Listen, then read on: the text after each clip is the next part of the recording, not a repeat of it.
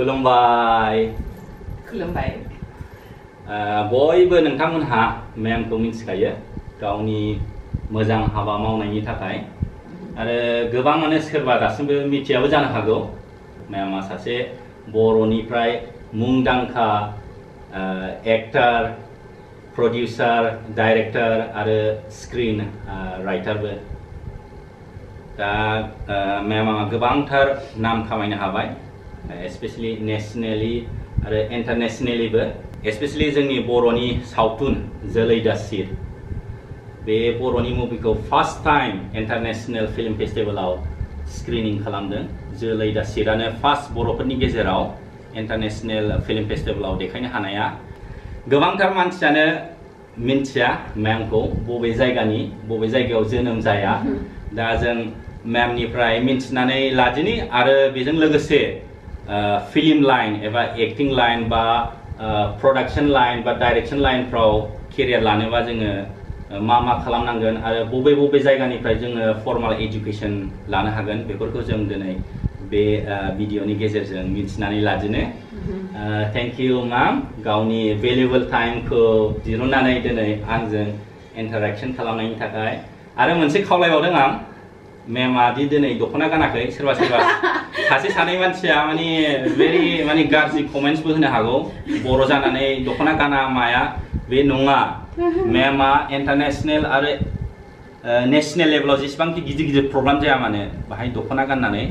देखायो गावनि हारिमुखौ देखायो गावनि जाथिखौ देखायो वाव बर'आ बेबायदि होननानै बर'नि ड्रेसआ बेबायदि होननानै दा बेनि थाखाय आं सिगाङावनो रिक्वेस्ट खालामग्रोबाय अन्नानै सोरबा सासे सानै गाज्रि मानसियाथ' थाखायो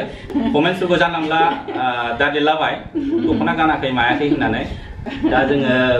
गुबै थांखियाव फैदिनि मेमनिफ्राय जों मिन्थिनानै लादिनि मेमनि जोनोम जायगाया बबेहायमोन ओके आलफ्रेड थैंक यू नों जोंनि न'आव फैनानै आंखौ इन्टारभिउ लानायखाय मोनसे खुरां आं जास्ट कारेक्ट खालामनो नागिरदों जोलै दासिर आंनि सावथुना हयथ' फार्स्ट सावथुन नङा जानो हागौ इंटरनेशनल फिल्म फेस्टिवलाव थांनाया आं मिथिजोबा नाथाय मोननै फिल्म सिगाङावबो जालांदों पिंकी ब्रह्म चौधुरी बिथांनि मोनसे सावथुन दङमोन गोबाङा नुवाखै नाथाय खोब मोजां होननानै आंबो खोनादों बे हयथ' थांदों बबावबा आं मिथिया आं सियर नङा बिनिखाय ओमफ्राय आरो जोंदाव बड'सा आदानि फिल्मफोराबो इन्डियानि गुबुन जायगायाव दिन्थि जादों बिनिखाय आं हयथ' क्लेम खालामनो हाया जे बे फिल्मा फार्स्ट इंटरनेशनल फिल्म फेस्टिवलाव थांदोंमोन होननानै जायखिजाया आलफ्रेड नोंनि बे सोंलुआ आंनि जोनोम जायगाया बबे बेखौ आं बुंनोसै आंनि जोनोमा सिला फोथाराव जादोंमोन लखिमपुर धेमाजि सिला फोथाराव नाथाय आं बोसोरनै बोसोरथाम बैसोआव नामा जोंनि आइ आफाया शिफ्ट जादों मुभ जादोंमोन माबायाव राङापारायाव हादान सिफायनायावमोन नामा जानो हागौ हादान बायदिखौ आं गोसोआव गैया नाथाय गोदो गोदायफोर हादानबो जानो हागौ जोंहाथ' बिराद गिदिर ना फेमिलिया गथ'फोर जोंहा आब' आदामोन गासै जोंनि माबा सिबलिंसफोरा बिराद बुरजामोन ओमफ्राय आफाया हयथ' सानदोंमोन जे बेखिनि हायाव अदालगुरि ढेकियाजुलियाव थानायाव बेखिनि हायाव आगोलै थांनानै दिगदार जानो हागौ बेखिनि हाजों सोलिनायाव बिदि होननानै हा बुरजा नागिरनानै थांदोंमोन ओरैनो फ्रि हा मोननायाव बर'फ्रा बेनोमोन माने गावनि आंगो जायगाखौ गारनानै जों हाग्रायावसो थाङोमोन हा बुरजा मोननायाव मानो होनबा मेन सर्स अफ लाइभलिहुडआनो आबादावसोमोन नालाय एग्रिकालचार आबाद मावनानैसो खेथि मावनासो जानायलाय खेथि गैयाबानो जेबो गैया स' बिनिखाय आइ आफामोना थांबाय जानो हागौ उनाव मोजां मोनासै जायगाखौ एरियाखौ ओमफ्राय सोरबा मानसिफ्रा थगायोमोन ना बे समाव बिराद हा दोङो बेयाव होननानै लिडारफोरा माबाफोरा लाङोमोन दालालफोरा ओमफ्राय मोजां मोना जानो हागौ होमबा फैफिनो आरो बेलेग जायगायाव थ' राङाफोराव फैनानै माबा जाबाय आरो सेटल जाबाय फाइनालि ओमफ्राय आं बोसोरनै बोसोरथामनिफ्रायनो बैसोनिफ्रायनो राङापारायाव थानाय जादों बेनिखाय राङापाराखौनो आंनि जोनोम सान होननानै मानसिफोरा सानो एक्चुअली जोनोमा बेयाव जायाखैमोन आं देरदोंमोन देरफैनाया राङापारायाव जाबाय बेनिफ्राय मेमा 10 खौबो राङापारानिफ्रायनो फरायनानै पास जादों आं आसामिस मिडियामाव फरायनाय जानायमोन राङापारा उच्चतर माध्यमिक बिद्यालय होननायाव मोनसे स्कुलाव बेयाव थाङोमोन बे समाव इंलिश स्कुलबो गैयामोन इंलिश मिडियाम स्कुलबो गैयामोन राङापारायाव बर' मिडियाम स्कुलबो गैयामोन स्टार्टआनो जायाखैमोन मोननैबो उनावसो जोङो कलेजाव थांनायनि उनावसो इंलिश मिडियाम स्कुलबो ओंखारबाय बर' मिडियामबो ओंखारबाय बेबादि जादों बेनिफ्राय मा 11 आरो 11 12 आरो ग्रेजुएशनखौ 11 12 खौ सिगाङाव हायर सेकेन्डारि होनोमोन ना माने प्रि इउनिभार्सिटि राङापारा कलेजाव फरायदों 11 12 खौबो राङापारा कलेजाव राङापारा कलेजाव ओमफ्राय ग्रेजुएशनखौ आं माबायाव हेन्डी गर्ल्स कलेज बेयाव खालामनाय मा साबजेक्टनिफ्राय खालामामोन आसामिस लिटारेचार होमबाथ' पुरा एक्सपार्ट लिरनाय रायलायनाय आसामिसाव आं आसामिसाव लिरनोनो सोलोंजेनदोंमोन लिरनायावथ' आंहा सिगांनिफ्रायनो इन्ट्रेस्ट नाथाय बर'बो नङा इंलिशावबो नङा आसामिसावसो लिरनो स्टार्ट खालामदोंमोन आरो बे समाव श्रीमयी होननानै मेगाजिन दङमोन प्रान्तिक होननानै बिराद मोजां पपुलार मेगाजिन दङमोन बेफोराव लिरनायनिफ्रायनो आंनि लिरनाय माबाया सर' जादों हेबिट जालांदों बेनो आरो इन्टारेस्ट मोनलांबाय लिरनाय ओमफ्राय बर' आरो इंलिशखौ माने लिरनायखौ उनावसो सोलोंदों आं दा आं नोंथांमोननो प्राउडलि माने खिन्थानो लुबैदों मेमा एसामिस मिडियाम फरायनाय आरो ग्रेजुएशनखौ एसामिस लिटारेचाराव खालामनाय नाथाय दिनै मेमा इंलिशखौ सासे इंलिश मिडियाम फरायनायनिफ्रायबो साबसिन रायलायो आरो लिरनायफ्राबो सोरबाफोर MA इन इंलिश खालामबाबो मेम बायदि लिरनो हानाय नङा आं माने बेखौ मोनदांदों आङो मेडामजों बिराद बिदिनो लोगो मोनबाय रायलायबाय इन्टारेक्शन खालामबाय आं बाहाय माने मिन्थिनो हादों मेमा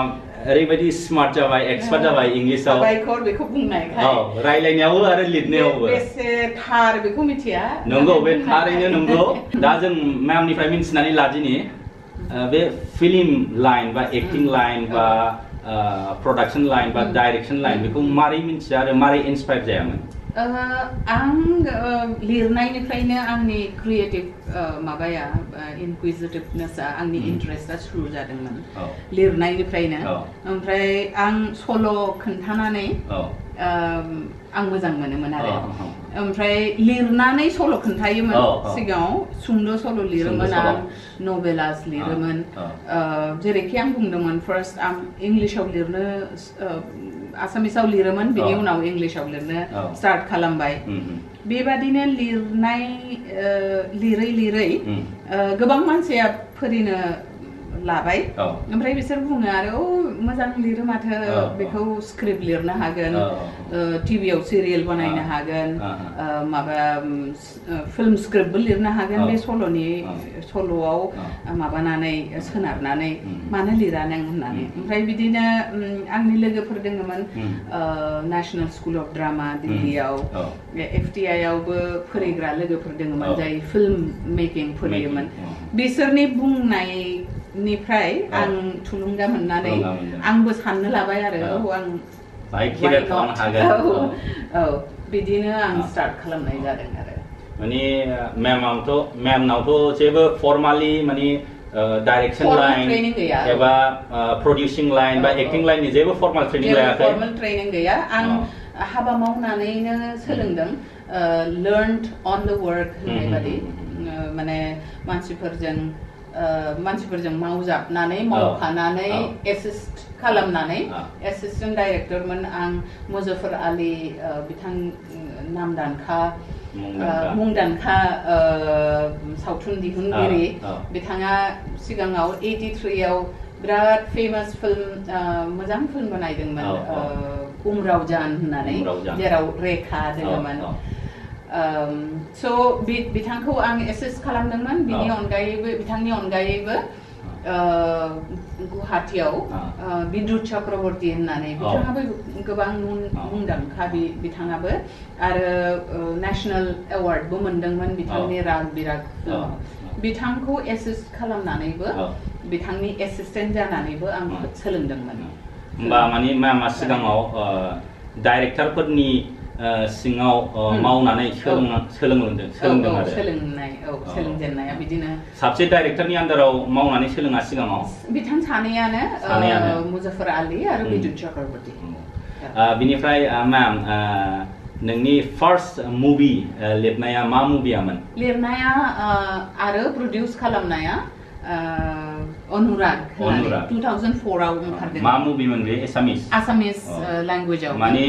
मेमा लिरदोंबो आरो प्रडाक्शनबो खालामदों आं आब' अनजलि दैमारिजों लोगो नांनानै बे सावथुनखौ दिहुनदोंमोन 2004 आव बेनिफ्राय माबायदि रेसपन्स मोना बेयो मोजांमोन बेखौ डाइरेक्शना बे बिद्युत चक्रवर्ती बिथाङा खालामदोंमोन माने मेमा बाहाय खालि बेखौ लिरदों आरो प्रडिउस खालामदों आरो बिथांनि एसिस्टेन्टबोमोन डाइरेक्टर आरो गावनि फिल्मावनो आरो एसिस्टेन्ट डाइरेक्टरबो हाबा मावदों गोबाङा बुंदोंमोन गावनो डाइरेक्शन खालाम होननानै आं होनबाय आं बे समाव सानदोंमोन आरो आं रेडि नङा आं रोंजोबाखै बिथाङा डाइरेक्शन खालामथों बिद्युत चक्रवर्ती बिथाङा ओमफ्राय आं बिथांनि एसिस्टेन्ट जानानै आं हाबाखौ सोलोंना लानो लुगैदोंमोन आरो बिदिनो आं बिथांनि एसिस्टेन्ट जानानै मावनाय जादों ओके बेनिफ्राय एसामिस मुभिस मोनसे दिहुना दासिम मोननै आंनि फार्स्ट डिरेक्टरियेल डेब्यू एक्सक्यूज मी राग होननानै 2014 आव ओंखारदोंमोन नों माने बाहाय फुलि डाइरेक्शन खालामदों डाइरेक्शन बे आंनि फार्स्ट डाइरेक्शन ओमफ्राय बे लिरदोंमोन नामा लिरनायाबो आंनि आरो प्रडाक्शनाबो आंनिमोन थारमाने माबाया Assam state film finance development corporation होननानै मोनसे गैया होमबा गुवाहाटीयाव बे आसाम गभर्नमेन्टनि सिङाव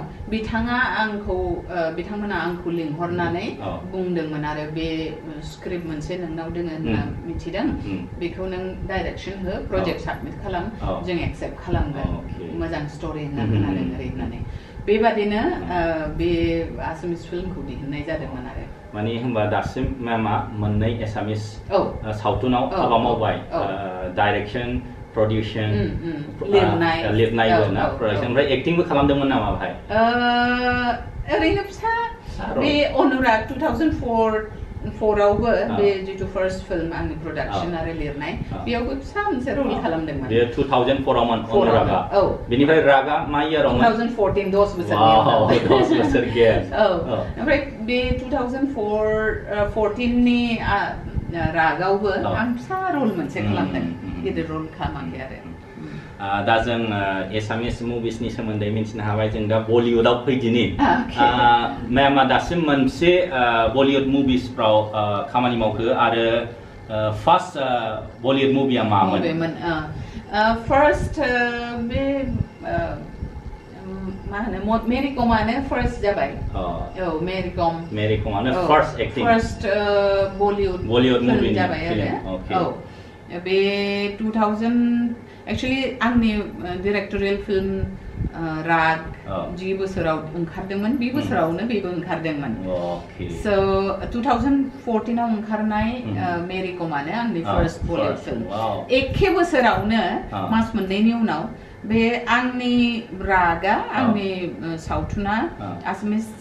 सावथुना 2014 नि फेब्रुवारियाव रिलिज जादोंमोन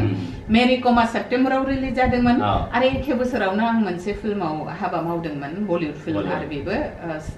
शकिन्स द शकिन्स होननानै बे नभेम्बराव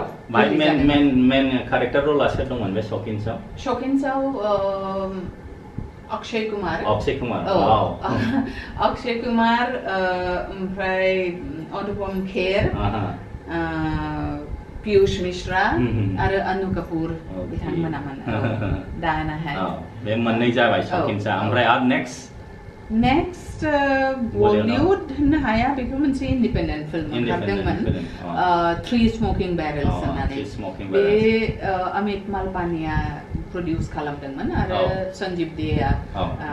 डाइरेक्शन खालामदोंमोन आरो डाइरेक्ट खालामदोंमोन बे फिल्मखौ बेयावबो आं मोनसे रल खालामदों आरो सोरबाफोर फेमास मेन क्यारेक्टारफोर दंमोन नामा भाय बेयाव इन्द्रनील दासगुप्ता इन्द्रनील होननानै आं दासगुप्ता ना सेन आं बावबाय इन्द्रनील बिथाङा माबायाव कलकाता फिल्म इन्डास्ट्रि बिराद फेमास हिन्दी फिल्मावबो गोबां बिथाङा मावदों बे दोङोमोन बिथाङा दोङोमोन आरो सुब्रत दत्त बिथाङाबो गोबां फिल्म खालामदों मा होनो बांला फिल्मनि अनगायैबो हिन्दी फिल्मावबो खालामदों बिथांबो दोङोमोन जोंनि सिद्धार्थ बर'आबो दोङोमोन बे फिल्माव मोजां फिल्ममोन बेयो बे 2018 आव रिलिज जादोंमोन ओके बेनिफ्राय मोनथाम मुभिसफोरखौ जों मिथिनो हाबाय मोनसे जाबाय मेरी कम शॉकिंग बेनिफ्राय द smoking barrels the three smoking barrels बेनिफ्राय आरो माबाफोर मुभिसफोराव एक्टिं खालामदों नामा बलिउडनि बेनि अनगायै बेखिनि मोनथाम और एनी अपकमिंग प्रोजेक्ट बलिउडआव अपकमिंग प्रोजेक्ट दाखुरां सोलिबाय थादों ओके कनफार्म नङा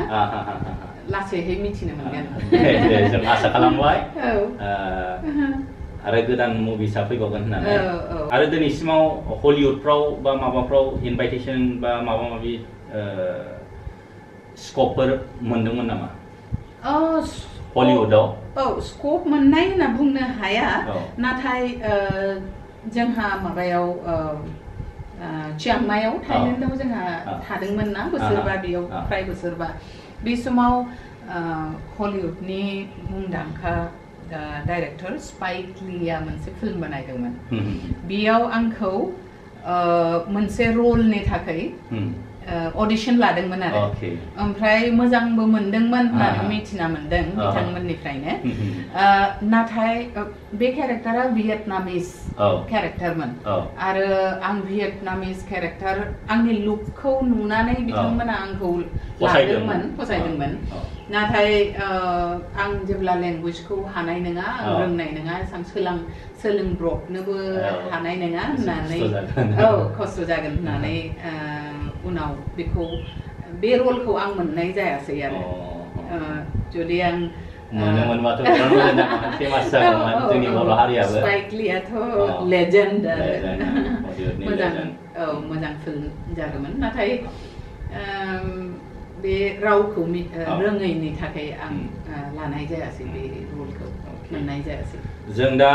मैमनिफ्राय मिथिनो हाबाय गावनि जिउ जारिमिन मा खामानि मावबोखो बहा फरायनानै फैखो मारै बे मुभिस बा बे सावथुन मुलुगारियाव मारैहाय प्रोफेशन लानो हाखो जों मिथिनो हाबाय दा मैमनिफ्राय जोङो मिथिनानै लादिनि माखासे फर्माल ट्रेनिं इनस्टिट्यूट्स लाइक सोरबाफोर एक्टिं खालामनो लुगैदोंबा एक्टिंखौ प्रोफेशन लानो लुगैदोंबा फेमास इनस्टिट्यूटफोरनि नामखौ एसे बुंथिनानै होदो आं मिथिनायनि गेजेराव फिल्म इन्स्टिट्यूट पुनेयाव जिथु दोङो फिल्म इन्स्टिट्यूट FTII होननाया FTII मा होननाय जायो बे Film and Television Institute of India. Okay. बेयाव सावथुन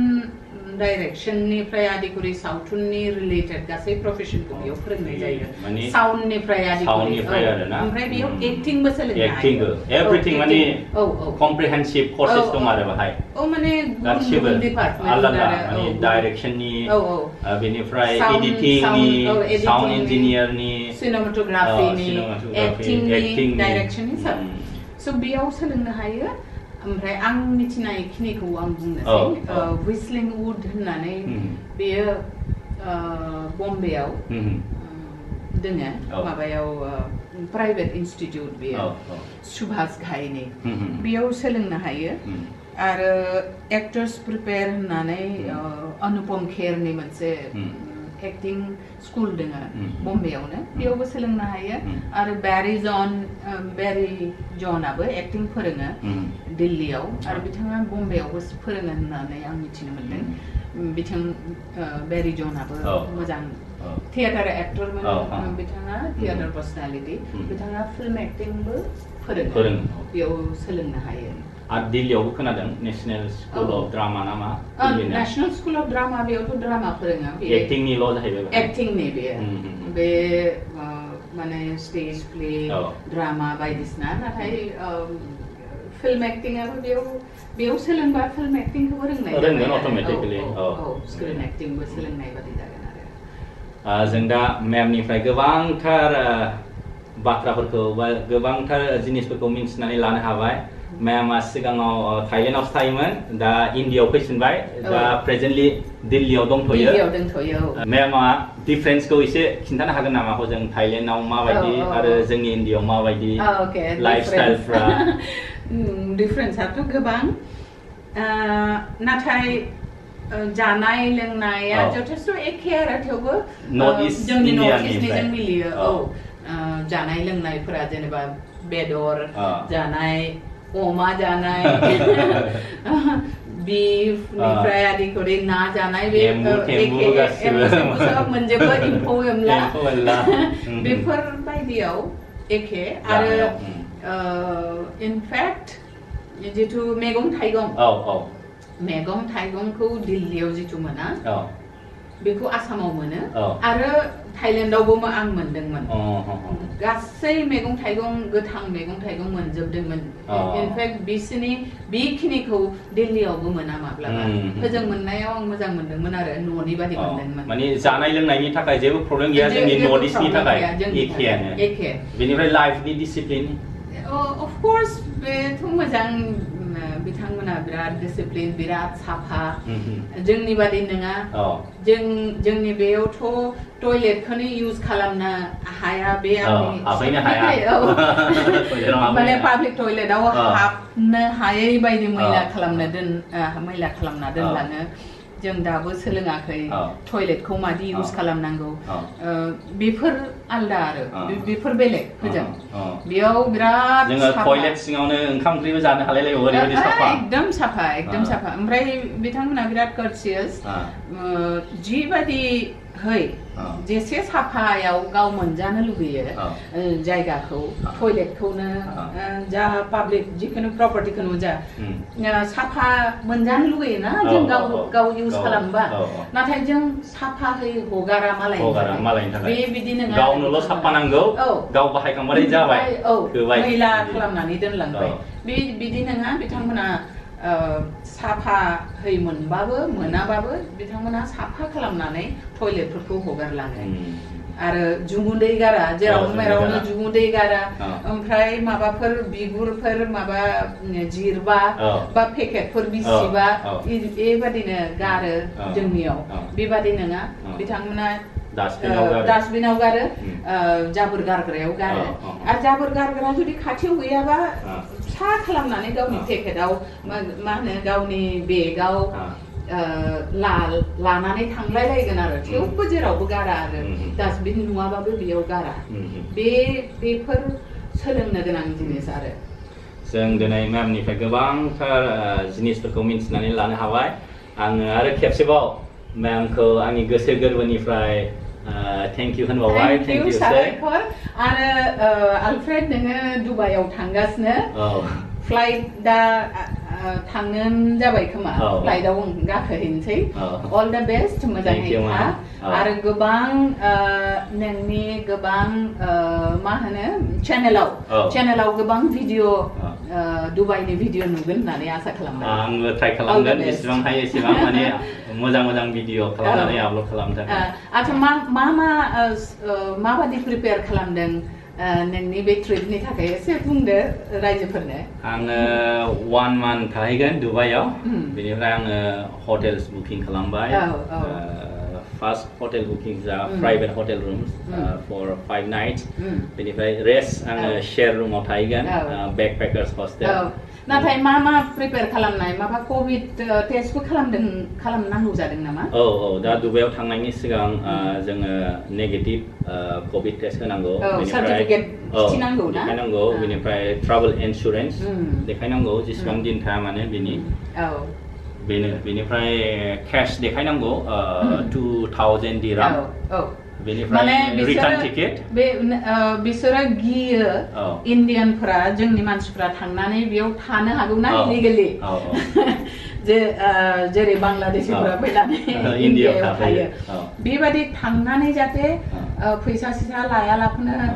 थांनानै बेयाव फासिया थाबोआ बिनिखायनो बिसोरो एनश्योर खालामो आरो जे आखायाव फैसा दोङो आरो न'आव फैफिनगोन बेनिखायनो बिसोरो नायो खोमा आरो रिटार्न फ्लाइट टिकेटबो देखायनांगौ जायो बेनिखायनो नङाबा भिजा मोननाय नङा भिजाखौ मा लाखादोंना भिजाखौ मोनखाबाय इ भिजा मोनो आच्छा अनलाइनाव इ भिजा एडभान्स लाखाबाय ओमफ्राय भिजानि माबाया फिसआ बेसे it is less than 7,000 आच्छा आच्छा 6,000 something okay I'm fully prepared. All the best. Thank you, ma'am, and bye bye. Thank you. Bye bye. Khulumbai. Khulumbai.